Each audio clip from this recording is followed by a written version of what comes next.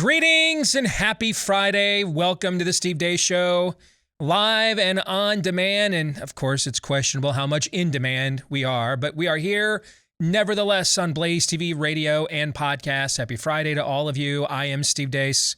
Todd Erzin is here, of course, as is Aaron McIntyre. Rachel Semmel, friend of the show from the Center for Renewing America, is here too. She'll be joining us for the Deace group here in just a matter of moments. Let us know what you think about what we think by emailing the show, steve@stevedeace.com, DEACE. Like us on Facebook, MeWe, Parler, and Gab. Follow me at Steve Deace Show on Twitter and Getter, and you can get clips of the show by going to rumble.com/Steve Deace Show. That's rumble.com/Steve Deace Show. Did you guys see the news about Rumble this morning? So a month ago, I told you I was predicting I thought Trump's Truth Social, once it went live, would essentially obliterate all the other alternative social media platforms out there. I was very bullish on it, remember? Just a bit outside. 2 weeks later, I'm 1.3758 millionth place or something to get on this site. Several of you are emailing me the backdoor VIP guy, his email address. Yeah, I've already spoken to him numerous times, and he stopped replying to me about 10 days ago. So I've already been down that road, okay? And so that prompted me 2 weeks ago to now give a prediction. I don't think this thing will ever get off the ground. Maybe even I made that prediction last week. I can't remember. They run together. When you're 1.275 millionth in line, all right?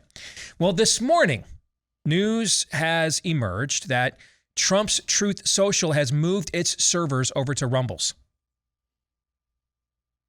Now, I got to tell you, based on a lot of personal experience here the last few months, I didn't have much faith in whoever was making decisions and running the show over there from an administrative and capability and capacity standpoint at Truth Social. But I have a lot of faith in my old buddy Dan Bongino. So it might be Dan Bongino to the rescue here of Truth Social. And, you know, just like we thought that Elon launching his bid against Twitter, probably not coincidental after his buddies at the Babylon Bee get banned. I'm guessing the Twitter board of directors is going to really regret that ban one day here pretty soon. Okay. And also the clumsy launch of Trump's Truth Social, right? We talked about that. I think it probably is much of a coincidence that finally someone took their head out of their ass over there at Truth Social and said, you know what? Why don't we call up some people that have actually done this successfully before, like Dan Bongino over at Rumble? Thoughts? Well, that's an issue that goes way beyond the notion of a new social media platform. You just described a conversation we had over and over again about the Trump presidency in general, and therefore it's going to be a conversation we have about a potential Trump presidency in the future. Where are all the best people? Indeed. Why not go with people who have track records working in your favor as opposed to, I don't know, Elaine Chao? Is that kind of what you're thinking? Yes. Yeah. Also, if you like Aaron's sweatshirt, I always get a comment about this every time you wear it, Aaron. The Baby Lives Matter sweatshirt. We've got variations of that and all kinds of merch available to you right now in our Blaze Media store. Just go to shop.blazemedia.com, shop.blazemedia.com. A lot of cool stuff there, both branded for the show and just branded for every other show and everything we do here at The Blaze in general. And if you use the code DACE10 at checkout, DACE10 at checkout, you'll get 10% off as well when you go to shop.blazemedia.com. All right, coming up on today's program, Feedback Friday is what we will get to next hour of the show. But of course, we begin, as we always do on Fridays, with the Deace Group.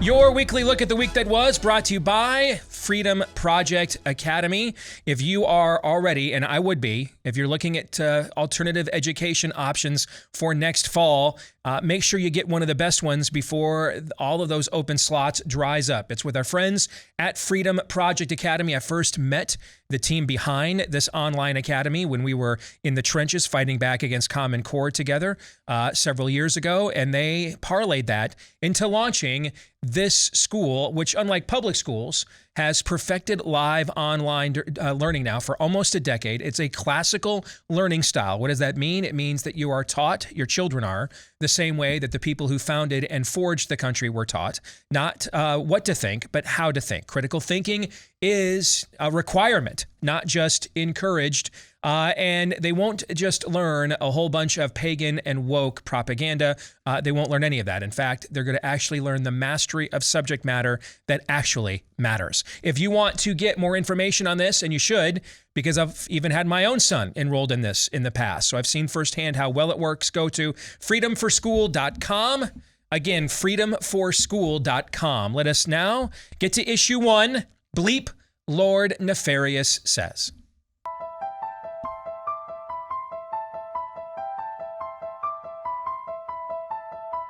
Why is it that we can sit here in the White House briefing room with no masks, but people can't sit in an airplane cabin with no masks? Well, Peter, I'm not a doctor. You're not a doctor. Both surprised and disappointed, because those types of things really are the purview of the CDC. This is a public health issue.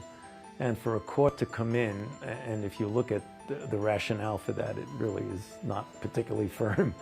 And we are concerned about that, about courts getting involved in things that are unequivocally public health decisions. I mean, this is a CDC issue. It should not have been a court issue. Here's the developmentally appropriate way to talk to toddlers about bodies and gender. You know the body parts that your diaper or your panties or your underwear cover? I'm like gonna get emotional about this issue because it's horrible.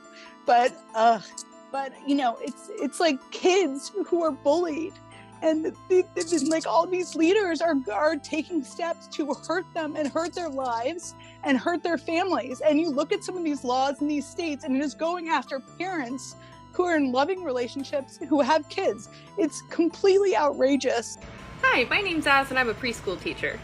So my classroom celebrates diversity. It's probably my favorite thing to teach. And I worry that in covering Glenn Youngkin and his politics of parental choice, all the focus was on how well it worked. And even in our conversations about DeSantis, it's about how well they're serving him. The truth is, dehumanization as a tactic for politics is from war. Dehumanization is a tactic. It's being used right now. The Russians get their soldiers to rape children by dehumanizing them. This is Savannah Hernandez here in Venice Beach. Now, California is trying to pass a bill to legalize infanticide 7 days post-birth. Let's go see what Californians think of the bill. So I prefer that most women make their decisions at 8 weeks, but I'm also in support of 10 months out of the womb. So you think babies should be aborted 10 months after they're born? If the mother wants to, yes. I think them kids. So if like you want to get a late-term abortion, like that's up to you. We humans should get used to the idea that we are no longer mysterious souls. In the Easter holidays, the entire message of the Gospels of the Easter holidays was love one another. And I've said this before, and I'll say it again.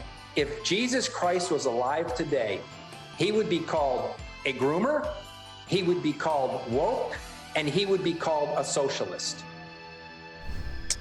By the way, the two men in the middle of that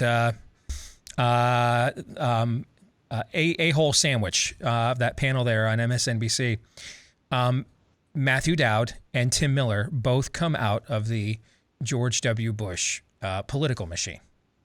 They used to actually be very prominent within that George W. Bush political machine, as a matter of fact. So we voted for that twice, Todd, to save America, of course. Good times. Is America feeling especially saved now because of those votes, Todd? No? No. Maybe if Jesus were alive. Maybe if only Jesus were alive. Indeed. And second, and as a follow-up question, what was it last weekend? Anyway, moving on. Rachel, as the guest, you get the first crack at this. What was the worst that was belched forth from the bowels of hell this week?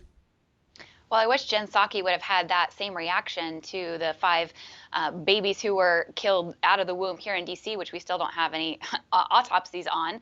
But the worst for me actually wasn't in the montage. It was an article that I read earlier this week that I thought was fake until I saw it a couple days later and realized it was real. And that was that the United States Air Force is relocating service members from whatever state that they're stationed in to make them feel comfortable if they're not comfortable with the state's anti-trans laws. So if you're a service member and you have kids in Florida and you think DeSantis is going to come and take your children away, no questions asked, the Air Force will move your family to a more secure or safe state. They'll give you unlimited health care and counseling and pay all your legal fees. This is the United States Air Force. And so I was reading the Post article on it, and one of the quotes in there from somebody of importance whose name I'm misremembering said that if our servicemen and women don't feel safe, it's an issue of national security. So apparently they expanded some special needs protection for these children, and our tax dollars are paying for the United States airmen and their families to be shipped off to another state if they just don't happen to like what the governor does. It's absolutely incredible. Rachel, respectfully, I need to push back on you just a little bit. If you say that as if it's a bad thing, if you don't like this, build your own Air Force. That's an option. We did. It was we've called heard that. Space Force. Yeah, we've heard that. We've heard that before. This is another, what she just cited. This is another example of what I meant when I said last week. I am not trying to save that America. I don't want to save that. I want to defeat it. That is an enemy. That is irredeemable. It has to be defeated. I'm not interested in saving it. I want to defeat it. Todd.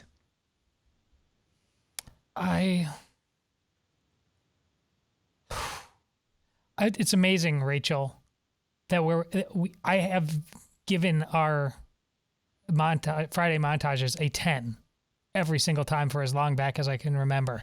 And this one doesn't fail to come through on that and leave it to Rachel Semmel to say, oh, not good enough. I've got Or not bad enough. Yeah. It is, I think she is uniquely our current White House press secretary. I find her to be a unique symbol of what's going on. The fact that she is the mouthpiece and just lies so easily to the point of those ridiculous crocodile tears about how... Yeah, you're not buying that act, are you? About how endangered these children are. But which is true. But that's my point. Yes. It's the exact opposite. From people and by people like her. Opposite. Yes. She is, you know how many, I'm a father of 4 daughters. I get to talk about women's issues. There are just way too many women out there who are her. And listen, the dudes, we have our own problems. Yes. But for now, way too many of you have become her. You're the power of every single damn emotion that you have is a PhD to you. And you're destroying us. You're absolutely destroying us, believing that a 5-year-old can believe accurately that they are the opposite gender these are fighting words that will lead to blood sooner or later. It just has to be that way. You are the ones who are in absolute danger to children. If you believe this, your children should be taken away from you. And yes, just like here, now I can hear Jenna Ellis. Oh, this is constitutionally fraught with peril. Screw you, people. This is impossible to sustain. Yeah. And again, I'm losing the ability as a community to communicate how little time we have left. Just shameless hijacking of our children's souls for whatever godless purposes you have, Jen Psaki. Aaron. So earlier this week, after the show, and I'm on the fly trying to figure out what symbol this was, but I believe it's a pagan and or demonic symbol. Earlier this week, after one of the shows, I quipped to you, it seems like we're using Occam's razor and invoking Occam's razor less and less on the show. And I thought it was the reason that you gave is that when things are this out of control and demonic and complicated, it applies less and less. To which I replied, we need a new razor here. And I proposed Deace's razor. You haven't used it yet, so I'm going to steal it back. Okay. Aaron's razor is this. That actually has a nicer ring to it, as a matter of fact. Aaron's razor. It's just demonic, bro. That... Tell me I'm wrong. That video, I believe it was Savannah Hernandez interviewing residents at Venice Beach, California. Mm-hmm. The dude who said, yeah, I'm fine with killing babies up to 10 months after they're born. Why not 11 months? Why not 12 months? Oh, we'll put that aside for the moment. Did you catch what he was wearing around his neck? More and more, at least maybe it's just sticking out to me. I remember, I think it was a Washington Post story, a sob story about how it's becoming harder and harder for women to get abortions because people are there praying for them at abortion baby-killing facilities. And one of the guys who was like helping the women get into the building was wearing a pentagram. That's right, I remember that. Around his neck. Yeah. This dude was wearing one of those demonic pagan symbols around his neck. Guys, it's not trolling. It's not just, oh, they know not what they do. It's belief. It is belief, and it's just demonic, bro. Exit question. On a scale of 1 to 10, with 1 being the odds Sean Hannity will ever stop letting Lindsey Graham use him for free, and 10 being the odds that Lindsey Graham pays handsomely to be used. Rate this week's level of total depravity, Todd. 10. Rachel. 10. Aaron. 10. Issue 2. Have Florida Republicans just signaled a paradigm shift? What seemed like it started out as a suggestion from activists and belligerents on shows like this a few weeks ago became reality yesterday as the Florida House of Representatives passed a bill stripping the Walt Disney Company of its special self-governing privileges in and around Walt Disney World in Florida. The measure was introduced after an order from Governor Ron DeSantis was made earlier in the week to debate Disney's special exemptions during a special legislative session. So just to boil all this down, this began with a bill months ago that would outlaw teachers discussing gender and sexual ideology with grade schoolers. That, in turn, sparked a wave of the rainbow jihad, dubbing the bill the Don't Say Gay bill.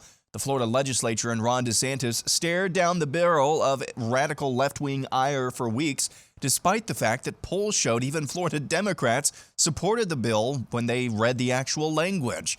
They stared down that outrage machine led towards the end by Disney, passed the bill, and then embarked on punishing Disney for siding with the child groomers. Folks, I don't know when within the national spotlight, both woke corporate America and the rainbow jihad have both been mowed down on the same issue from the same people.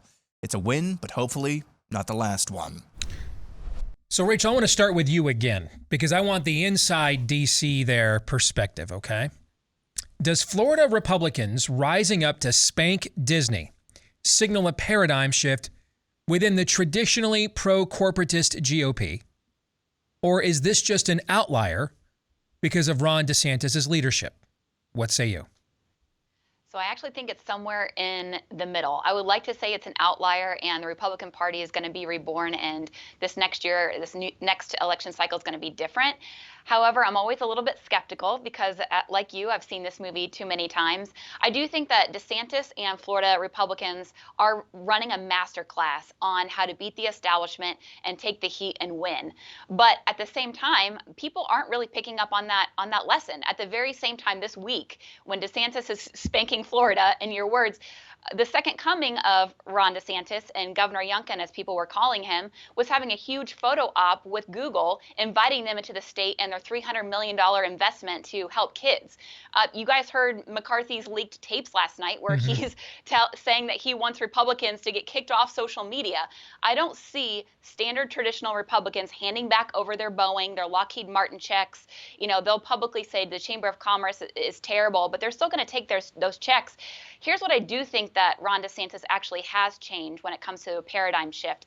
I think he's emboldened a lot of those who are always in the anti-establishment camp or maybe predisposed to that, and helping candidates lay out a path for how they can be successful. And I think you're seeing that in Arizona right now. So I think you're seeing more of a shift in maybe gubernatorial candidates that can feel empowered that maybe they can win.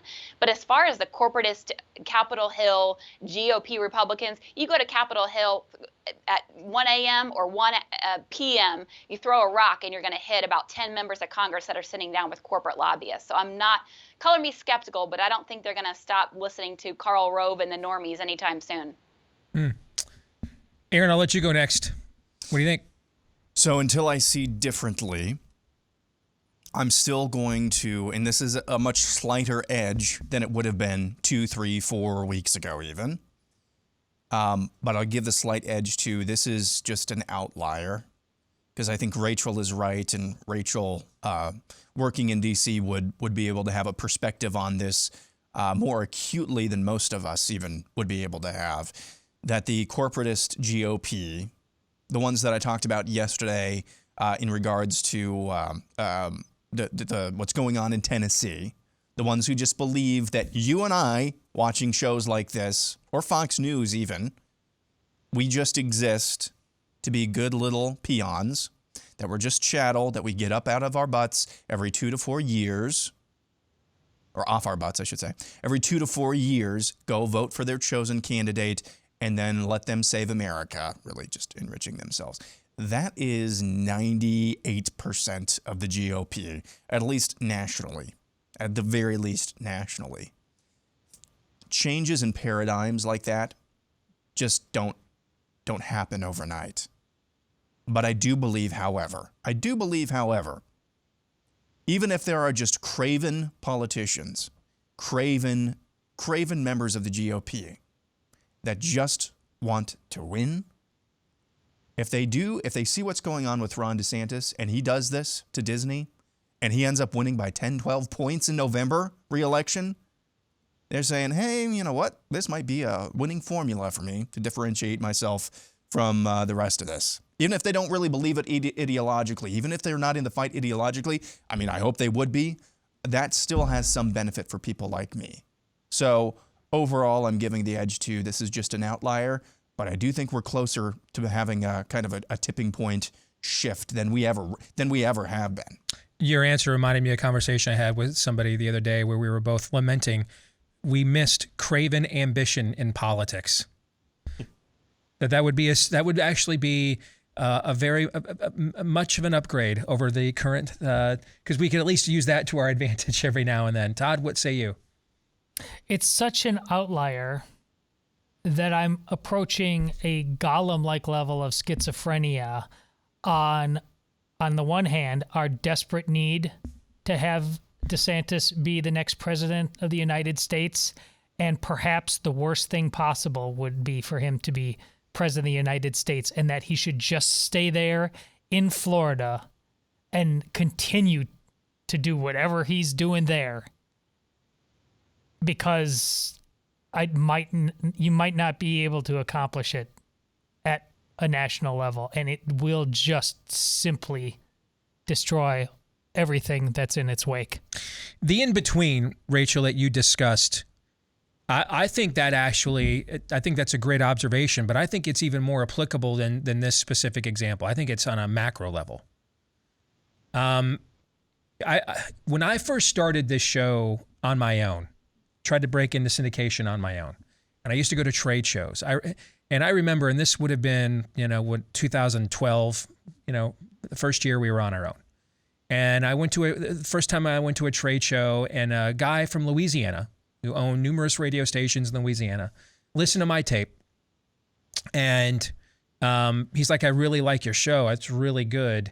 But I can't figure out if it's a conservative show or a Christian show. You've heard me tell you this part of the story before, right? Let me tell you the second part of the story.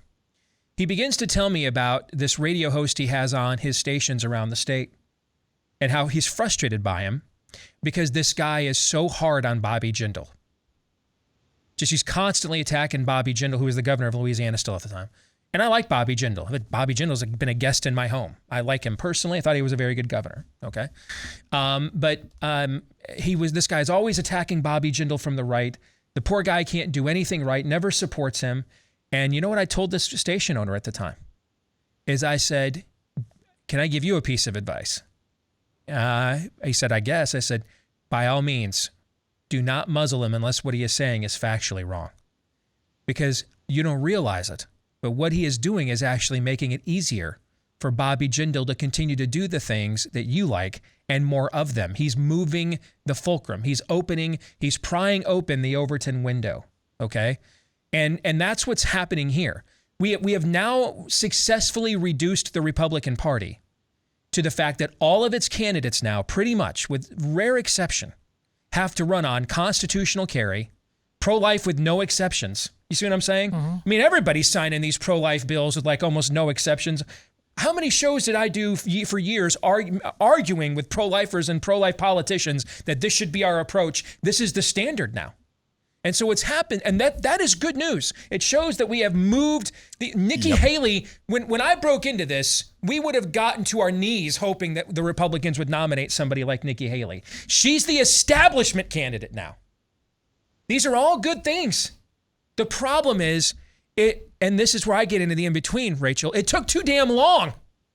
We're on the precipice of history right now. We needed to be 10 years ago where we are right now. And so that's where I turn back to what you just said. Yeah. You're probably right, but I don't have the time to find out if you're right. We need somebody like him in the most powerful position as possible right now, in my view. Because we don't have the time to game theory this out or let's run Trump 1 year and this guy, like I said yesterday, dude, I'd love to know. I can't even imagine what topics we'll be talking about in 2026 or 2027. Right. I never envisioned in 2019 I'd be talking about the stuff I did in 2021 and 2022. You know what I'm saying? Yeah. And so that's the thing is we have actually made tremendous amounts of progress here in the last few years. And Trump does get credit for that. But it's also, Rachel, I got about a minute for you to respond because we got to get to the exit question too, but it also feels like it's 10 years too late. What do you think? I think you're right. I think it's 10 years too late. However, Ron DeSantis is showing very quickly, he's showing that he can run into oncoming traffic, be successful by the two metrics that matter in the political class, money and hopefully we'll see winning, re-election. Yeah, he raised $100 million. Yeah, he's one of the top Republicans. I mean, throw Marjorie Taylor Greene in there. She's top 5 too. So at some point, the establishment's going to have to realize he's showing that you can do this. I agree. Is it going to be too late? I think if we get a new governor like him in Arizona this fall, maybe we can stave off some. But you're right. The genie's pretty much out of the bottle. Exit question. If the 2022 midterm elections were held today, I'm the bookmaker. I'm going to put the over-under on House seats lost by Democrats at 40. Are you taking the over or the under? Oh, I'm sorry. I skipped my bad. Earlier this week, thank you. Earlier this week, Matt Walsh of the Daily Wire said DeSantis is the most accomplished Republican of his lifetime. And he doesn't even think it's close. Do you agree or disagree with this statement, Aaron? I agree. Rachel? I agree. Todd? Obviously agree. Okay. Then, I mean, you start doing math. If we agree with that, first of all, he gets term limit anyway. Even if he wins by double digits or by any margin in November, he's out of that office in 4 more years, right? Mm-hmm. So these are conversations, and I'll get to this a little bit later on. I know for a fact these conversations are happening amongst conservative leaders around the country. They're doing some of the same timing out and resume looking and historical perspective conversations that we're having right now as well. Fortune favors the bold, the strong, the brave, and for your business to break out of anything holding you back, you need business checking, as brave as you are. That's why we're introducing Novo Business Checking. It's a powerfully simple business checking that is unlike the traditional banking model. It has no minimum balances, no transaction limits, and no hidden fees. So instead of the one-size-fits-all approach, Novo will be customized to your business to save you time and free up your cash flow. And it's got seamless integrations with Stripe, Shopify, QuickBooks, and more. Sign up for Novo for free. Yeah, they were talking about Carl Sagan and Nova on the sports show on my way in today, and now I can't get that word out of my head. Sign up for Novo for free and join the community of over 150,000 fearless small businesses who have found customizable business checking solutions that admires their bravery as entrepreneurs. Sign up for your free business checking account right now at novo.co/Steve. Novo.co/Steve. Plus, if you're one of our listeners/viewers, you get access to over $5,000 in perks and discounts when you go to novo.co/Steve. Novo Platform Inc., by the way, is a fintech, not a bank.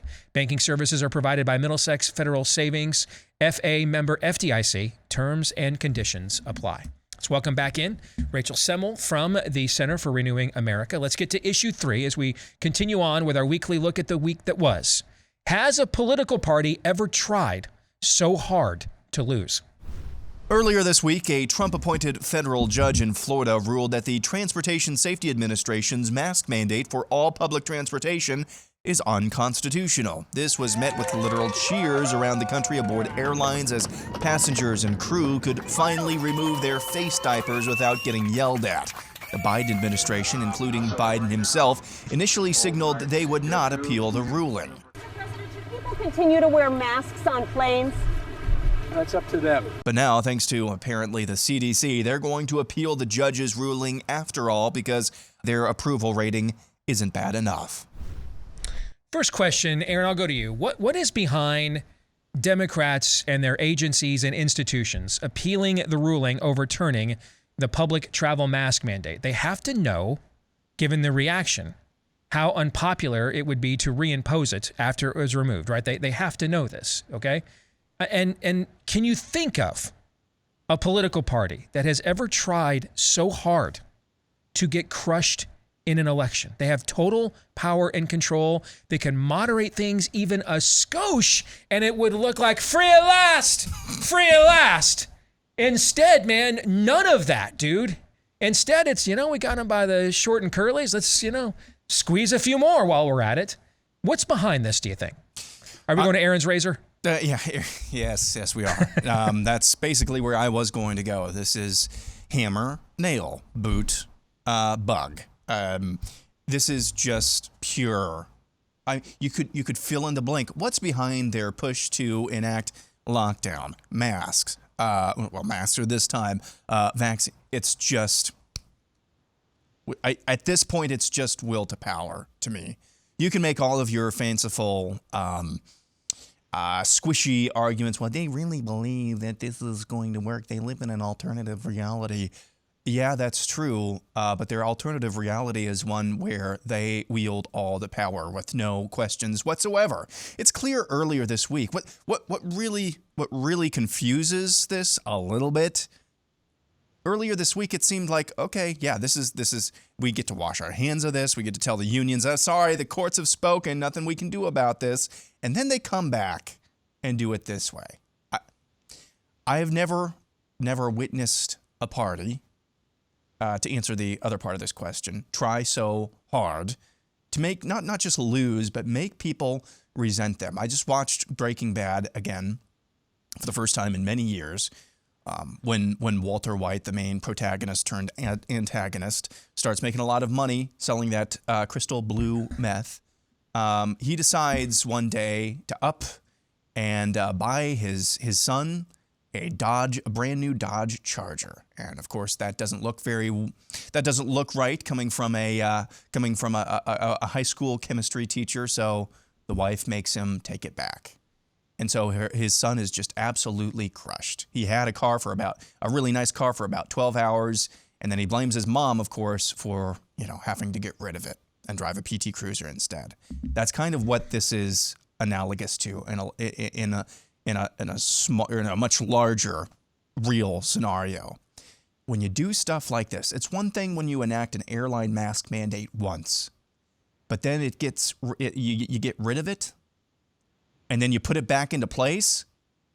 It's one thing to be annoyed by this. It's another thing to feel like you're just being effed with. And that's what they're going to make hundreds of thousands, if not millions of Americans feel like, who fly on a weekly, monthly, whatever you want to call it, basis. They're just going to make them feel like they are being screwed around with. That is disastrous. I've been talking over the last 6 months or so.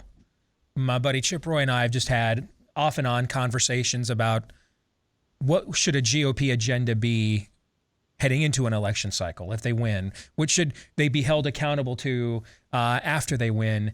What's the message, the theme? Is it a play on the old contract with America? Is it totally something new? At this point, after what Aaron just said, that's a really good summation, Todd, of my own feeling and analysis of this. Maybe you just run on F around and find out. Yeah. Maybe you just run on that. Maybe that's your actual campaign thing. F around and find out. Well, because they are. Listen, they're not losing.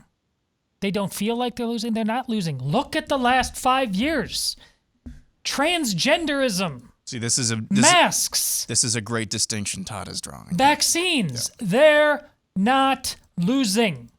Which is why my point about DeSantis before is still in my mind. He's not concerned about any election. And when you're fighting for a culture, the election is a moot point. You just fight to survive. And that's what we need to start doing. I can't stress this enough. And my point yesterday about the stupid versus liar thing, this is, if you just think they're stupid, they'll get crushed in this election, and then they're still going to win because we will have learned nothing. We will have not changed.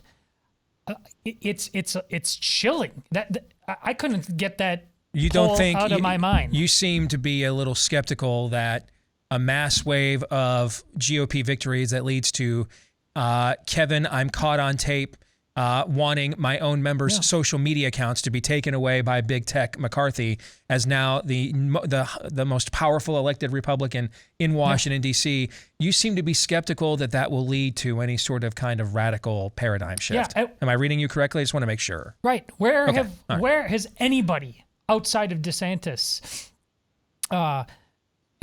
we have had, our governor has been fantastic, but in terms of the impact we're making on a national conversation, the border is wide open. There's a difference. I love Kim Reynolds. You know that. Yeah. Oh, she's done a great job. She has. The paradigm shift, though, that she has taken part in admirably and to her credit. I mean, I think I've given her a ton of credit. Fair? Yeah. But frankly, that paradigm shift was already started by people like us and Bob Vanderplatz and activists on the ground in Iowa. What we're shocked by is she actually acknowledged it and has furthered it, okay? Yeah. But she did not initiate it. It predates her. DeSantis is like a self-sustaining mechanism. Dude won an election by fewer than 40,000 votes, and he's a paradigm shift unto himself. Yeah. That's, I think, the difference between him and a Kim Reynolds. Yeah, and also, hey, laugh at CNN Plus all you want, but the left owns the press. We're Twitter, social media. Look at this. Either we destroy these things and absolutely reject the way of David French and Jenna Ellis, or it is game over for our children. If you don't understand that by now, I don't know what or how to tell it to you. They are winning. Rachel, you get the last word on this topic. Yeah, they're winning. They play the long game. We tinker around the margins and worry about what's going to happen in the midterms. They've been playing the long game for hundreds of years. Look at Obamacare. Yeah, Republicans got the largest majority back after they passed it. Guess what? Republicans are running around saying Obamacare is the law of the land. We love it. So they know that there is no really strong argument or pushback from any sort of meaningful Republicans, certainly not on Capitol Hill. And I'll take Aaron's masks comment and up it. Up it one. You guys saw that Michigan state rep who came from obscurity had that viral moment where she hated being called a groomer. Well, the very next day, there were DC papers here saying that Dems are thinking about, as far as a midterm strategy, doubling down on the culture issues because it works so well for her in the 48 hours after her speech. So if you have nowhere else to go and you want to double down on being a groomer, clearly this is not about the midterms. Clearly this is about the long game. Yeah. They have an agenda and they want to move forward with it. So Aaron's razor. It's just demonic, bro. Exit question. If the now I'm going to do it the right time. If the 2022 midterm elections were held today, and I'm the odds maker, I'm going to put the over-under on House seats lost by Democrats at 40. Are you taking the over or under, Aaron? Over. Todd? Over. Rachel? Over. But who cares if it's quality, not quantity? I totally agree with that. So let's get to our kicker topic. Issue 4. If you had unilateral power to roll back one Biden policy, which one would it be? Todd?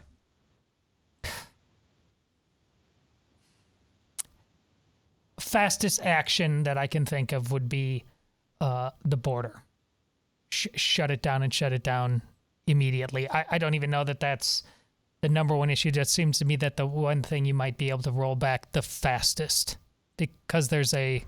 So you're looking for bang for buck is what you're looking for in the selection that you're making. What would cause you think the most immediate as fast as impact? Possible so it can snowball into other things. Okay. I might be wrong about this. I don't know. Rachel, what about you and why? I think one of the things we were most proud of what we did when we were at the White House OMB was one of the last big things we did was banning critical race theory in the federal government by memo and executive order. And to see Biden not only reverse that on day one, but put forward what he did a week or two ago, an equity plan that he's making every 90 or plus federal government agencies implement their equity plan across the board. Like the budget office, for example, it looks through how they spend money based on race. Flood insurance is now given based on race. I think if there's one thing that's the most corrosive and destructive to what he's done, it's mandated Marxism at every single level of the federal government. See, she's absolutely right. That's where I'm stuck, though.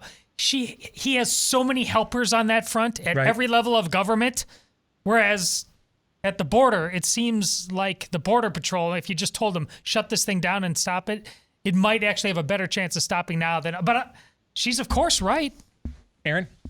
Like Todd was just saying, there's so many tentacles here. I mean, it is a hydra. So I'm just going to say Richard Levine, because he's not a position. He's not in a position. That is a policy. His appointment was a policy. So Richard Levine. I would shut down all promotion, mandating, production aid, every stream of government regulation, everything. Anything that would remotely promote this jab, I would stop. All of its funding, all of its promotional allocation, just I mean, I would trash heap the whole entire thing. That's what I would do.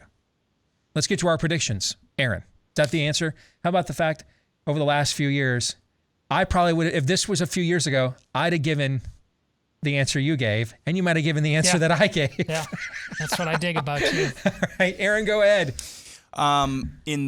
This is kind of difficult because most states are out now. Their legislatures are out. I believe a Democrat-run state, I think a governor who has ambitions elsewhere, will enact some sort of executive order attempting to target, harass a conservative-run business or something along those lines in an attempt to say, hey, you want to play this game like Florida did? Of course, that's a complete fallacy, but they're going to attempt to target conservative-run businesses and it will backfire magnificently. So you're predicting California, New York, or Oregon will attempt to do that, basically. That's your prediction? Okay. Yep. Todd. Remind me again what the names Kim Reynolds, Kristi Noem, and Tulsi Gabbard have in common? We think they are the top 3 on the short list of potential Trump running mates in 24. I'm dead serious about this. You need to add a name to your list. Okay. Jenna Ellis. Man, you are. I was going to put it in a way that tell me I'm wrong. Be a baby. double entendre that's unintentional because I like her. Okay, but this is insanity. What the position she's taken here on this in the last week. I mean, it's not even good. Like I would like to intellectually debate it, but I cannot because it lacks any intellectual merit whatsoever. And I know she's smarter than that, which is why you asked me yesterday if this is just because she's pissed that DeSantis is looking better right now than her boy Trump.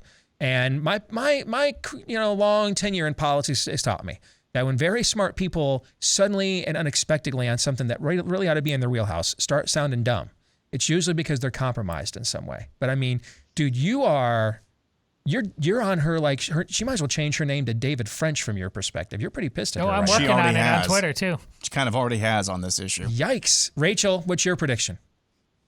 After weeks, or actually months in his case, years in his case, of Abbott pretending like he's securing the border with these fake free trips for illegals to D.C., which has gotten me real bothered. I think he's going to finally succumb to pressure that he's gotten from a really long time and realize that his fake border security plans are untenable. And I think he'll actually start removing illegal immigrants that are coming and going back across the border because I think he realizes it's an unsustainable position to not do anything like he's been doing. You're talking about Greg Abbott? Is that who you're talking about, the Texas governor? Yes. Gotcha. Yes. Okay. Yes. My prediction is if DeSantis wins re-election by double digits this fall, there will be a major move, and public, not just private, by conservative leaders across the country to urge him to run for president in 2024, regardless of what Trump does. Yep. That's my prediction. I can see that. And it's a somewhat informed one, somewhat an educated one. Don't you think even if it's like an 8-point win, something like that would happen? So Yeah, that's still an accomplishment. I was good. My original prediction was like more than 7, but I just double digits seems to be more dramatic, so I went with that. But I could just say significant. If it is significant, because I can tell you the proto versions of those conversations, I promise you they are happening right now. What were you going to say really quick? Well, I'm simultaneously from your lips to God's ears and danger Will Robinson. Like these people are courting you. I totally agree. Yeah. That's the world in which we live. I totally agree. Rachel, it's always good to see you. God bless you. All right, take care. Have a great weekend. Thanks. Bye. All right, we'll come back. Feedback Friday is next. Stay tuned. We're back with Hour 2 live and on demand here on Blaze TV, radio, and podcast. Steve Deace here with Aaron McIntyre, Todd Erzen, and all of you. Let us know what you think about what we think. You can do so by emailing the show, steve@stevedeace.com. DEACE. Like us on Facebook, MeWe, Parler, and Gab. Follow me on Twitter at Steve Deace Show and Getter on Steve Deace Show as well. I did that backwards. That's why I confused myself. You can also get clips of the show for free that are also free of censorship when you go to rumble.com/Steve Deace Show. And again, the last name is DEACE. And if you are a podcast listener, thank you. If you've yet to do this, please leave us a 5-star review if you like us. And then, of course, you can subscribe, follow, do those things too. Thank you to the thousands and thousands upon thousands of you, each and every one of you that have done those two things for us. I'm told they help our show in some way. I don't really know how, but I do know that they help to assuage our fragile male egos, and therefore we are very appreciative of all of those gestures. This part of the show, otherwise known as Feedback Friday, is brought to you by ScoreMaster. I know there's a little skepticism, a lot of skepticism over the last couple of years of being told, hey, just wait a few weeks. But in the case of ScoreMaster, it could really work for you because the average ScoreMaster user can raise their credit score about 60 points in roughly around 3 weeks. And that can make a big difference, not just in the approval that you get, whether you can get one for the home, auto, refi, business loan, but the terms, especially with interest rates going up, get the best rate you can get because you've got the best credit score that you can get as well. And they can show you how to do that with ScoreMaster. They'll show you exactly why you have the score you have and then exactly how to get to the score that you want. Try it right now for free and see how many plus points that you can add, and then go from there if you want to sign up. When you go to ScoreMaster.com/Steve. Once more, that's ScoreMaster.com/Steve. Let us go to Feedback Friday. And this is from Diane Benjamin. And I'm letting her skip to the front of the line simply because her email touches on something we were just discussing. All right? And she says, if Trump wants to do the most he can to save the country, he should run for the House and start kicking the GOP's current leadership out. We don't have years to wait. He can even lead a double impeachment. Now, I don't know how many of you realize this. You do not have to be a member of Congress to be the Speaker of the House. And who's the Florida Congressman? Gaetz. We were just talking about him. Matt Gaetz, the Florida Congressman. He has said publicly on multiple occasions that if Republicans win control of the House, he is going to nominate Trump for Speaker. Now walk me through that process. Because they're so afraid of him. It would clear if he does it, if he follows through, and I don't know much about him at all. So, I don't know if this is a shtick, if he's for real about it. I'm guessing there's a lot of you in our audience that have followed his career more closely than I have, okay? But if he were to nominate him, someone would make a second, right? I got to believe, for example, sure, like a Marjorie Taylor Greene, Lauren Boebert would make a second kind of a right away to that. Yeah. Okay. So now it is a vote. How would he not win? Because most of these Republicans are scared to death to be seen defying him publicly, right? They realize there's only so many spots as a future MSNBC contributor available, and that Illinois dude, is it Kinzinger? Is that his name? Dick Cheney's daughter, right? They've already claimed, they've got a claim on those spots. You want to remain employed, and you don't stay employed very long, openly dissing Donald Trump, right? At least from the left, okay? My buddy Chip Roy has proven you can actually stay around quite a while if you're doing it from the right, okay? But you can't do it from the left. So I would assume he'd win, wouldn't he? And then, or would this be he just stands up and says, I appreciate the gesture, but I have my eyes focused on the presidency. Well, dude, you told us in 2020, just wait 2 weeks as we continued all your lockdowns and everything else, right? Now you're telling us just wait 2 years to save America? If I'm Donald Trump, I'm telling Matt Gaetz, do not do that, dude. That puts me in a no-win scenario. I lose either way on that front, okay? I don't want the gig, but then it looks like I'm putting myself ahead of the country by saying I've got my eyes set on something a little bit higher. Cool, bro. We'll just sit here and suffer for a couple more years while you figure out, you emerge from the sweat lodge and figure out what you want to do with the twilight years you have remaining. If I'm Donald Trump, man, I don't let Matt Gaetz do that, do I? But if I'm Donald Trump, I don't think I think through the strategy that deeply. And you know what? I don't mean that. I don't mean that necessarily just to be mean. I'm serious, though. And here's the thing. He's a billionaire. I'm sitting here in suburban Des Moines. So you know what? You're right. I'm not Donald Trump. You do you, bro. It has clearly worked very well for you. Yeah. Okay? And I'm here. So you do you. My bad. You're exactly right, Aaron. That's a great response to my attempt to analyze logically an illogical situation. Well said. He just won't do it because he thinks it's beneath him. And when in fact, if there was it's not an either or.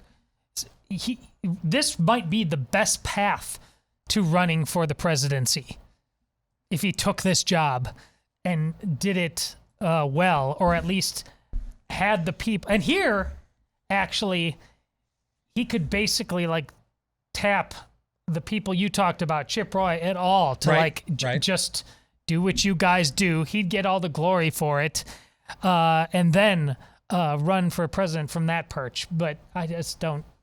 Yeah, he's not going to do that. But it would be, and maybe this is the way you lobby him on this. This would be maybe the most boss move since Washington just walked away and didn't have to. You know what I'm saying?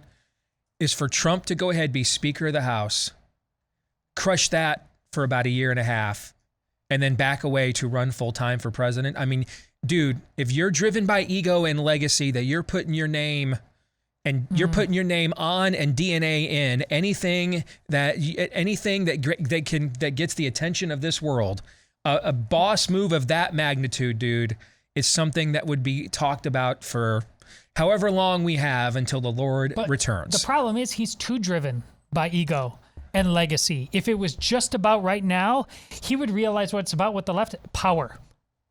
Right now. Power, wield it, accomplish with it. He's not going to do that because this is all, even getting the presidency right away, and it worked more an advantage than we thought. It was always way more about ego and legacy than about actual power. All right, let's get to more of Feedback Friday. And this is from Jared McCowan. I just want to tell you a couple of things about my dad, Craig. He's always been the hardest working guy I know. He worked for 40 years in a steel mill and laid brick and block on the side to support our family. He loves your show. He knows everything about you guys. He even takes notes during the show. He's always promoting your show, sending clips of the show to people he knows. His birthday is April 26th. I was wondering if you could give him a shout out for his birthday. And the answer is, of course I can. So, Craig McCowan. I mean, I can't think of much. I know how much of a pain taking notes is, which is why I don't do it. And the Lord knew that was going to be the case with me, so he gave me a photographic memory. That kid's not taking notes. Give him a good memory. All right. So, I mean, that's some high praise, man, taking notes, because you think it's that worthy of thinking about later, that profound and impactful. I mean, you have really blessed us with that, first of all. So let us bless you with a happy birthday. Should we sing the happy birthday song? Let's not do that because we're trying to bless him. Oh. Okay. Yeah. But I mean, to me, the real blessing is the fact that your son came to me in order to brag on his dad. That's your birthday present, man. Not Craig, and you know that, Craig. Not me saying happy birthday to you.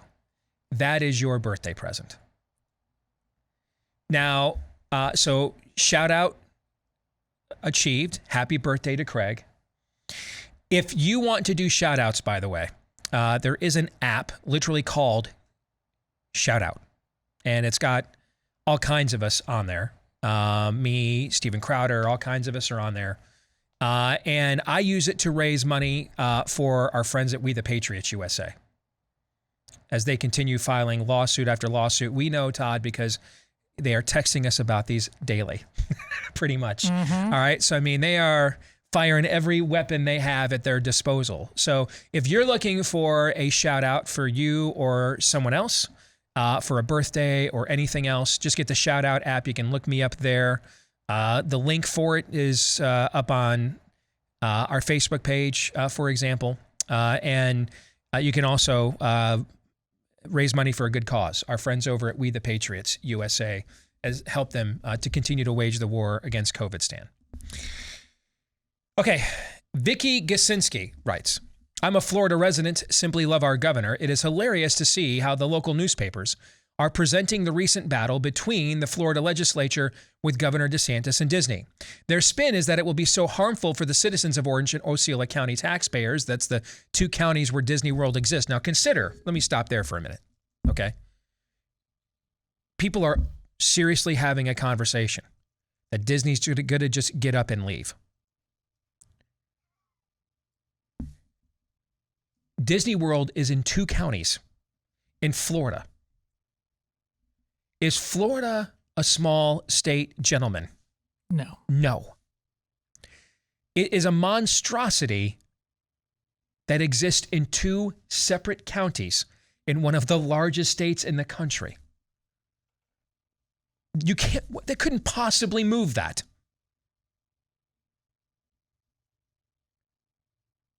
They're not leaving Florida any more than they were going to stop filming in Georgia. Remember that when Kemp signed the pro-life bill? Steve, maybe they have cutting-edge mRNA teleporting technology.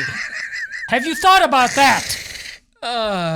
They're not leaving Florida. The Colorado governor's like, yeah, move to our state. Have about 3 weeks of snow days built into your business plan. Yep. I mean, come on. Suggest Illinois the other day. Chicago Disneyland. 6 months of the year, nobody will come. Disney's first ride when it debuts, Red Rum is what it's called. See the plight? Anyway, I just wanted to make that point as we continue on with Vicky's email. That it's a bad deal for the taxpayers in those counties, as they will have to pay all the taxes to support Disney, and Disney paid under the Reedy Creek Improvement District. That's the special deal that Disney has had since the 60s.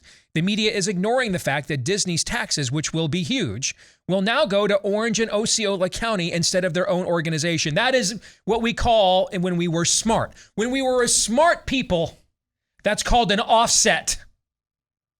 But now, because we're not as smart people, why'd you got no tattoo?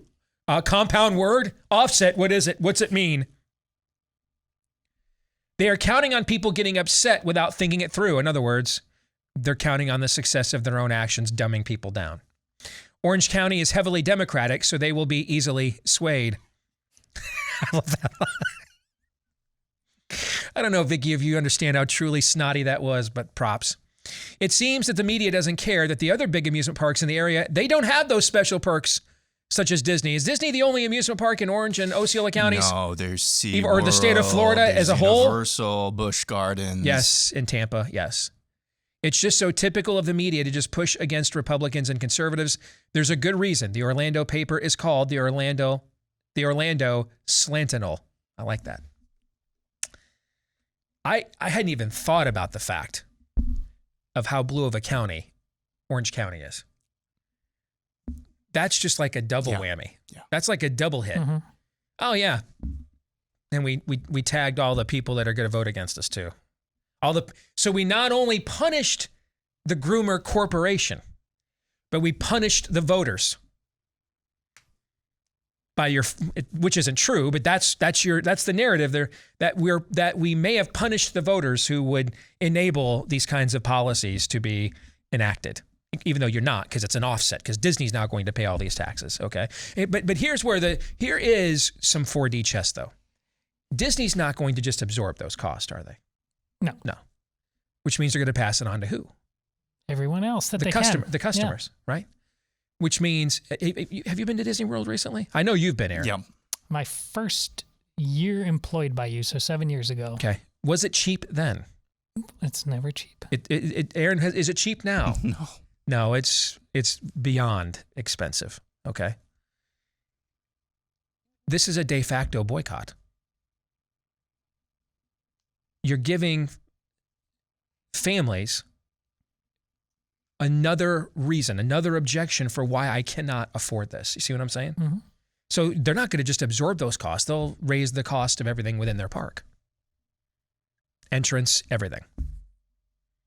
And because that's always the argument against corporate taxes, right? They just pass those costs on to the customers. They don't just absorb those costs onto themselves. And the more expensive they make it, the more they price themselves out of a certain clientele. There's no way here to win for them, is what we're trying to say. They cannot win. They never could win if we just had any will. And this goes to the point I've been trying to make whenever the whole boycott thing has come up for the last few weeks. Look how much, if I turned this entire show into my singular mission statement of boycotting and damaging Disney, if I turned Disney into my new COVID stand, and this was our singular focus, and all of us that were originally pushing back against COVID stand, if we all did the same thing, if Jordan did it, if Daniel did it, right, all the same cast of characters, if we all did it, could we do as much damage than as the Florida legislature and governor has done to Disney in just 2 weeks? Could we have caused them to lose $20 billion in stock value? Could we have done that?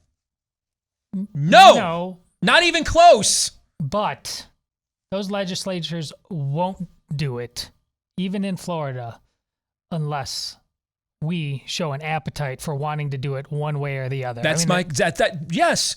Apply the pressure where you can apply. Here's my grand pronouncement. And again, I'm not saying morally if you want to avoid, do that. Absolutely. I have no problem with that at all. I get every time this comes up, 80 of you email me about, well, it's a moral position. Have I ever denied that? No. I've only discussed this in the context of a winning strategy. I'm not into just making statements. I'm into winning. I like winning. Winning. You want to know what my statement is? Winning. That's my statement. Winning. Winning's my statement. Not a statement for a statement's sake. I don't like proclamations. I like winning. Winning is my statement. I like winning. That's what I like. I like winning. Winning. That's what I like doing. Winning. So I discuss this within the realm of winning. How do you win? This is how. So here's my grand strategy. Ready? Take notes. Craig, if you're still listening, okay? Apply pressure where there is pressure.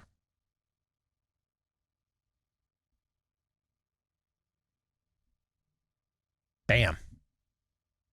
Now, I know that's the most profound thing you've heard, since in Revenge of the Nerds 2, when the question was posed, what if cat was spelled D-O-G? Right? Very profound. Right? Yeah, you paid a lot. You paid a lot for that insightful political analysis. Let me repeat it for the folks in the back. Apply the pressure where there is pressure. That's my strategy in all things. Apply the pressure where there is pressure. Put another way, in the past by another great American, Sensei Kreese of Cobra Kai Dojo, sweep the leg. Can I get in on this as well? Yes. I read a story this morning of one of the local TV stations down in Florida trying to pass as a legitimate news story, but it was actually an op-ed on the whole tax situation with the Reedy Creek District Development Act, whatever that's called. I'm literally having trouble. This whole narrative regarding the taxes and being passed along to the taxpayers, I'm having trouble understanding it because it is so dumb. I'm not joking. I'm having trouble comprehending it because it is so dumb. They're essentially making the argument that all $130 million or billion, whatever it is, $130 million of taxes, essentially, that Disney will not have to pay anymore, will be absorbed by the taxpayers around Orange and Osceola counties. And one of the sentences in this story was, you can't just tax an area separately. So then why do we have county or city taxes? Why not? Yeah. Why not? Don't fall for this. I had somebody coming at me last night. Oh, they shouldn't. They should have thought through how this is all going to play out. No, you're looking at this wrong. This is the loser mentality that we have on the right. Yep. We have been so used to being sodomized by the left. Anytime we push back whatsoever, oh no. You're seeing this morning with a really fecal take from another conservative media company about this entire situation. We are so used to losing. Anytime we push back and affirmatively win, politically, rhetorically, whatso have you, you just can't even with it. I had this take. Well, they should have thought this through, where this is all going. You're looking at this wrong. Disney should have thought this through. If you're really concerned if you're really concerned about Floridians taking all of this on, Disney's the one you should blame, not the Florida legislature. Look at this through the prism of what's winning and what's losing. We are in a steel cage match. This is a zero-sum game. It is righteous when you punish the groomers. It is unrighteous when you try to get rid of Chick-fil-A in San Antonio or wherever the hell that was. No. What is just, what is unjust? That's how we have to look at this. And whoever is just and unjust will be labeled and blamed as such. Don't fall for this canard, because I see people on our side falling for it as well. There's only one argument I can think of that isn't really just terrible and dumb for why this is a bad idea. And if I'm right, then that explains why some people are making terrible and dumb arguments outside of just defeatism. It's that they're afraid that there are Republican-leaning corporations who are also on the government dole, getting certain favors from government, certain regulatory amnesties and certain tax exemptions and things of that nature. And Democrats will now come after those business interests, and those business interests cut them checks, fund their causes, fund their publications, fund their races, okay? And I can see why you would prefer to not say that out loud and instead just make really dumb as runny turd arguments that I can dissect in 3 minutes or 20 if I've got more airtime to fill, as I did yesterday, all right, or one tweet. That you would prefer to just look stupid than sold out. You know what I'm saying? That it just would, you'd prefer to look dumb, and so you take some fake, hyper principled position that doesn't exist, and it's beyond fake news. Because then reality, you're afraid that when the other side wins, they'll take your suckling spot away from the government teat too. And you know what my response to that is? Good. Nobody gets any more suckling spots on the teat. Nobody does. You're all out. I'm totally fine with that mutually assured destruction. Can I get a second on that one? Of course. Yes. This is what I'm talking about. They're way too comfortable. B asks, this is a really good question. You say original sin means not just that we are fallen because of Adam, but we are guilty because of one particular person's sin made by someone else and not just our own sins. That sounds exactly like critical race theory. You just have to say you are anti-racist, a believer, and you are saved. There must be a different understanding of what you are reading that gives you that idea, because original sin seems as evil as CRT is. This is a great question. It is. Okay. So, which is why I wanted to tackle it. First of all, B, are you God? No? Todd, are you? No. Aaron? No. Checked recently? Neither am I. Have you wanted to be God? Well, yeah, because we're all sinners. So have we acted as if we are God? Yep. Yep, we're all sinners. But are we actually God? No. No. So right away, drawing moral equivalencies between anything God says and what we say, claim, believe, deem, edict, proclaim, there's just no moral equivalency whatsoever. We don't get to, so trying to bring God down to our level as a moral, to draw a moral equivalent to what is going on within our own earthly realm as humans, right away is a fallacy. Because he's God and we're not.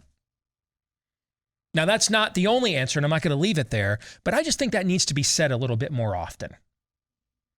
Sometimes, like in the book of Job, the answer is God shows up after all your pontificating and says, shut your hole, know your role.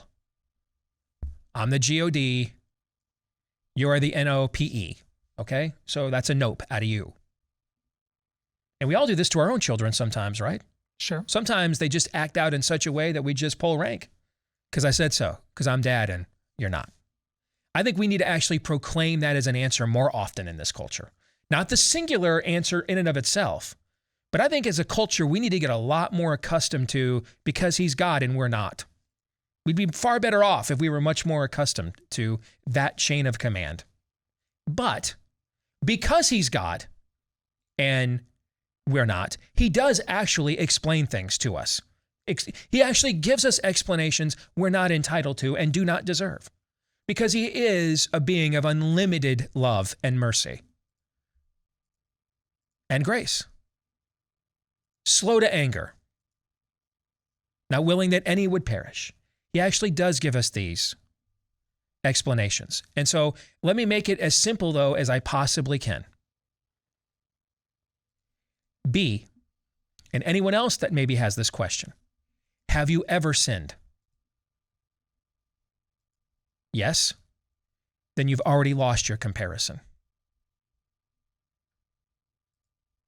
You've already proven God correct. You're a sinner. Were you ever punished as a child? Ever?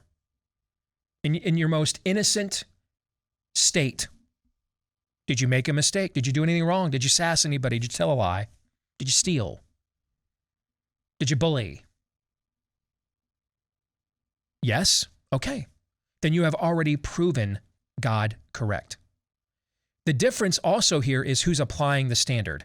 Sinners, in this case, humans, are claiming you're automatically a sinner. And they are not.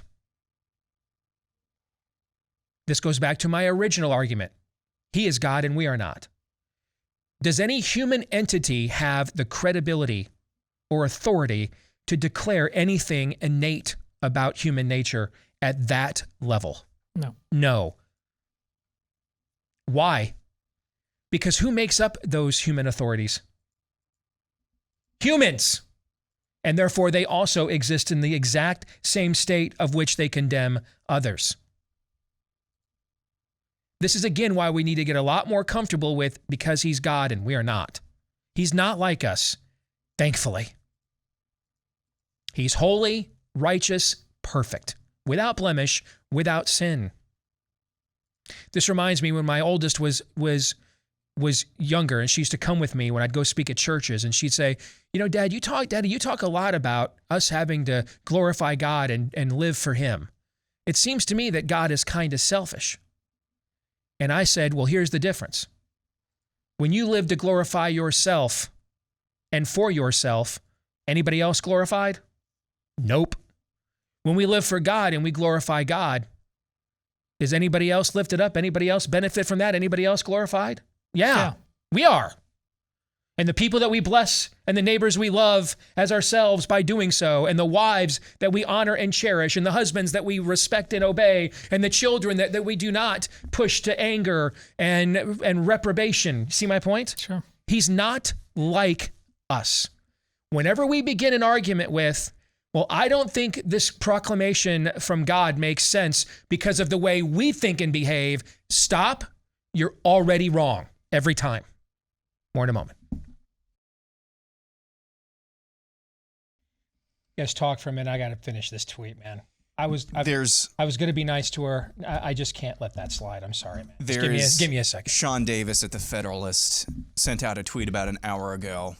The conservative case for why the single global megacorp that bends over for China while trying to groom your kids has a constitutional right for eternal copyrights, tax giveaways, and special legal treatment available to no one else. That's a good tweet in and of itself, making fun of the David French, Jenna Ellis types. Somebody responded to him and said, there's a certain type of conservative pundit who's about 2 columns away from saying Disney should be made a member of NATO, and you're not a principled constitutionalist if you disagree. Those same kind of conservatives are now racing. Someone right now at National Review is spiking their column because you stole it from them. Yes. Send Mickey and Minnie to Ukraine right now. They're racing to Twitter to find their pedophile emoji and put it up on their page. Jenna Ellis offering on Twitter to openly help Disney, quote, defend your right to constitutionally protected speech against Florida's illegal retaliation, unquote. I don't even know what to say to that. I hope she thinks that she's John Adams representing redcoats after the Boston Massacre, which would be completely and totally misguided and not an actual applicable equivalency. But I'm hoping that's what it is, okay? Because as I'm about to tweet and back to her, it's a hell of a transition from stop the steal to let me represent the groomers. That's a hell of a transition, man. That's Linda Blair head on a swivel stuff. So one of two things is going on here. Either this is the chick version of what we do when we know we're wrong and we're called out for it. We double, triple, quadruple down just out of spite. I don't think it's that. Or she's compromised by Trump and trying to make him not look like as much of a beat around the bush type of dude. And I'm putting that mildly, as he is, as he looks like right now. That's one of two things are happening. Again, I repeat what I said yesterday as well. You go from saying that the election was stolen, not just skewed, not just the water was poisoned, not just she's saying it was stolen post fact. She's saying she's going from that to this is unfair to this mega corporation run by people who would never vote.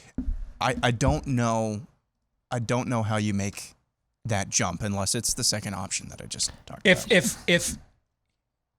If your view of the Constitution is that a corporation's free speech to groom children into consenting to behavior that is immoral to illegal, depending on which manifestation it takes,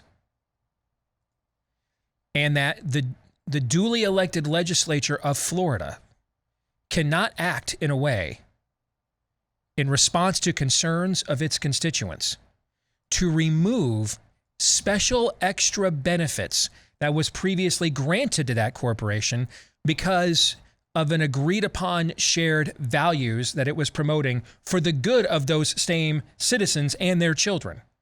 If that's your view of the Constitution and quote unquote conservatism, libertarianism, any non-communist ism, we're just not on the same side.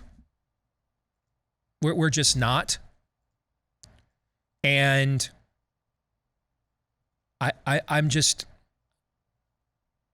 I had someone who knows her very well just send me a text a minute ago. What is this woman doing? And I'm like, self-immolating. That's what she's doing. I don't even know what to say. That'd be the best case scenario. She is trying to figure out what the lying Ted Cruz angle is for DeSantis. I was about When you asked me that yesterday, they're stealing primaries, they're stealing caucuses. When you asked me that yesterday in the middle of the show, it stung me because I hadn't even considered it and I didn't want to consider it. But man, that's an Occam's razor answer. Yes, it right is. there. It makes make perfect sense. It's also pretty damn pathetic, man. That's what it is. That's as good of an explanation for how you go from stop the steal to let me defend the groomers as anything else, frankly. Adrienne, as we get back here on a Feedback Friday, actually first though, because I got to stay on schedule so Ron doesn't yell at me in my ear. Remind you about our good friends over at Built Bar. I just had one, by the way. One of my leftover Shamrock stash from St. Patty's Day. It is the absolute best protein bar you've ever had. It's better. I'm telling you, it's better than a lot of the candy bars that are out there. Has that kind of texture, that kind of flavor, but not all that junk and calories and sugars and carbs you don't really want or need. It's got the good stuff loaded with protein, all of them covered in real chocolate. Too many great flavors to choose from, so why not do a variety pack and try several of them at once? You can get 15% off when you go to Built.com. That's B-U-I-L-T. For Built.com, use the promo code DACE to get 15% off your first or next in my case, your order at Built Bar. 15% off at Built.com for Built Bar with the promo code DACE. Let's continue on with Feedback Friday, and this is from Adrienne. I'm a lifelong practicing member of the LDS Church. I was intrigued by your thoughts on how our second article of faith, according to some, demonstrates a disbelief in original sin. We believe that, and this was on Tuesday's Fake News or Not. We did like a religious-themed version of that. That's what she's referring to. We got a lot of good feedback. People like that. Yeah. We may do that again sometime. All right. We believe that the fall of Adam was a transgression that God planned for rather than a sin that should have never happened. So I understand that big difference in our respective theologies. But if you have the time, I'd like to understand one thing better. In the Book of Mormon, King Benjamin says, quote, "For the natural man is an enemy to God and has been from the fall of Adam and will be forever and ever unless he yields to the enticings of the Holy Spirit and put off the natural man and become a saint through the atonement of Christ the Lord and become as a child, submissive, meek, humble, patient, full of love, willing to submit to all things which the Lord sees fit to inflict upon him, even as a child submits to his father." End quote. She says that's from Mosiah 3:19 is the verse cited there from the Book of Mormon, according to Adrienne. And she asks, how is the natural man that King Benjamin speaks of different than the original sin that you believe in? Well, let me answer this way. If, gentlemen, I had said that Adrienne had sent me this citation, but it was from Irenaeus, It was from Origen. It was from Justin Martyr. It was from Augustine. I'm just thinking of early church thought leaders, okay, trying to explain the concept of middle America, a concept of original sin in the early era of the church, all right, as a catechesis, as a confessional, a catechesis is being established, right? All right, that if that quote was from them, would you have believed it if I had said so? Would I have believed it? Yeah. Because my answer would be yeah. Yeah, I'd believe that. That sounds pretty biblical. But I'm just talking about this quote in particular. I absolutely would have believed that could have come from a church father. Let me read it again. For the natural man is an enemy to God. Do we disagree with that within orthodoxy? No. Nope. And has been since the fall of Adam. Do we disagree with that? No. Nope. And will be forever and ever unless he yields to the enticings of the Holy Spirit, puts off the natural man, and becomes a saint through the atonement of Christ the Lord. Do we disagree with that? No. Okay. And becomes as a child, submissive, meek, humble, patient, full of love. Those are like, different variations of the fruit of the Spirit. Willing to submit to all things which the Lord sees fit to inflict upon him, even as a child does submit to his father. Would we have disagreed with that if I had claimed that came from an established father of the church? Would we have disagreed with that? No. Yeah, I don't think so. I don't think so. So as to your question, Adrian, yes, that does sound a lot like the traditional Christian dogma, or doctrine, I should say, of original sin. Now we, though, get into a secondary debate, which I don't have the time for, and frankly, we're probably not the show for. But then we get into a secondary debate. Are we talking about the same Jesus and the same God the Father? Because that's where there have been traditional disagreements between Mormonism and Christianity. Or Mormons and Christians, and are Mormons Christians, and is it the same religion? Is it a different interpretation? Was Joseph Smith a prophet, etc.? That's where some of those disagreements come from. But in terms of your particular question, absolutely not. That sounds very similar to a hermeneutic on the traditional Christian doctrine of original sin. So I just wanted to share that. Any thoughts on that before we move on? No. Okay. I live in Fort Dodge, Iowa. Living in Iowa, I'm sure you know that Little Chicago is one of our nicer nicknames. We have a youth center here called Ickies, named after the ichthys that is their logo. It has been run by a young man who wanted the local kids to have a safe place to go and stay out of trouble. He got together with a coalition of local churches to help run it, and has done an excellent job. My wife and kids have all served in various leadership positions with the center in the years it has been operational. While it is a Christian organization, they didn't force anything on anyone, but they kept an open dialogue about God and faith, and didn't shy away from sharing the beliefs. My family has seen many rude and unruly kids go through there and come out disciplined and respectful young adults. Recently, this young man has been struggling. Other youth groups have wanted to join with Ickies, but they have heavily pushed for the rainbow jihad. Being a Bible-believing Christian, he doesn't want to send mixed messages to the kids that he helps. The other day, he called for a meeting of the 7 local churches that oversee his work at the center. He wanted the center to adapt and publish a statement of their faith with 3 primary points. Number 1, the Bible is the true, infallible word of God. Number 2, marriage is between one man and one woman. Number 3, life is sacred and begins at conception. He has always wanted such a statement and decided it was now the time to push for it, because there was pushes coming externally for different beliefs. Of the 7 churches, representing multiple denominations, mind you, that were on this board, only 2 of them were willing to accept this statement. The board then voted to dissolve the center. This gentleman started this voluntarily, and it turned into his primary job. He has been working hard to expand its outreach. Now, thanks to the churches he was serving with, he has no job, and the kids have nowhere to go. He had his let's find out moment. Unfortunately, the spirit of the age is strong here. That is from Mike. Now, why do you think I might have placed these 2 emails back to back? I'll answer my own question. We are living in a time here in the West of a systemic meltdown. Systemic. This is Fort Dodge, yes, Iowa. We are living in a time of systemic meltdown. If you had received the confessional that Adrienne just articulated. If you had received that and you responded to that, I have to accept the atoning sacrifice of Christ. And I've not done anything else to explore theological differences, distinctions. That was the only message brought to me. That was it. What Adrienne just articulated. You see my point? Yeah.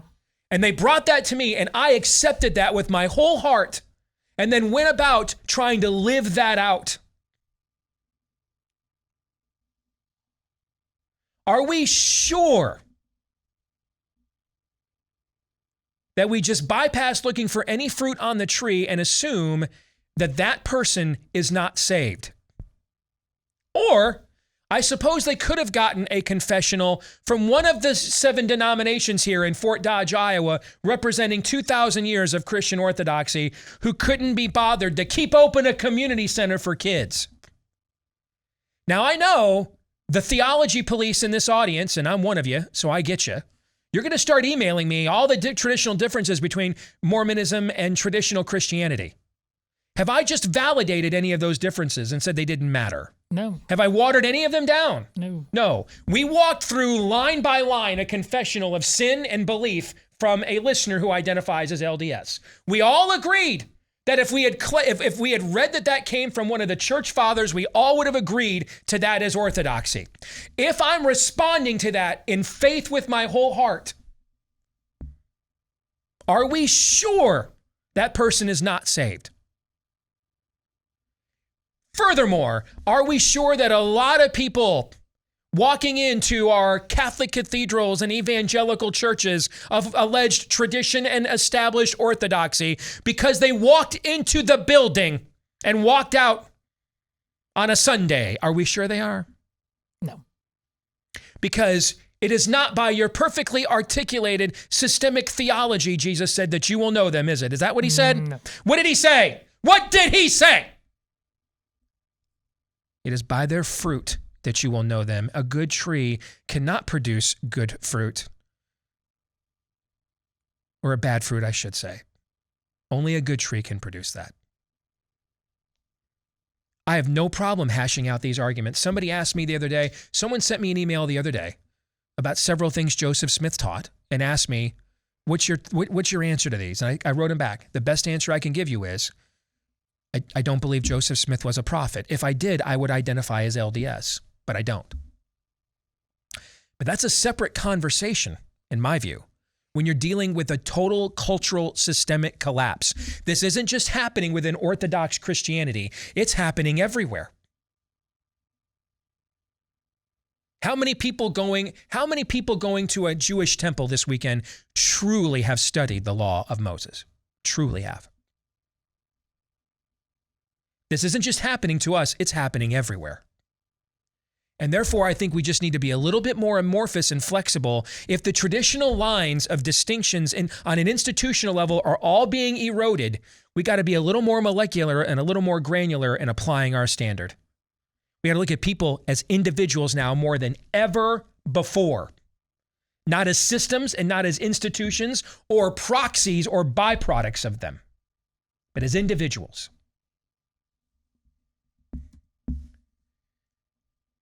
We'll close this out with our reminder from our friends at Real Estate Agents I Trust. Before you get involved in a real estate market during these unprecedented times, make sure that you are doing so with an agent that you can trust, someone who has a fully vetted track record of success, someone you'd recommend to the people you care about, like I recommended my agent to Aaron.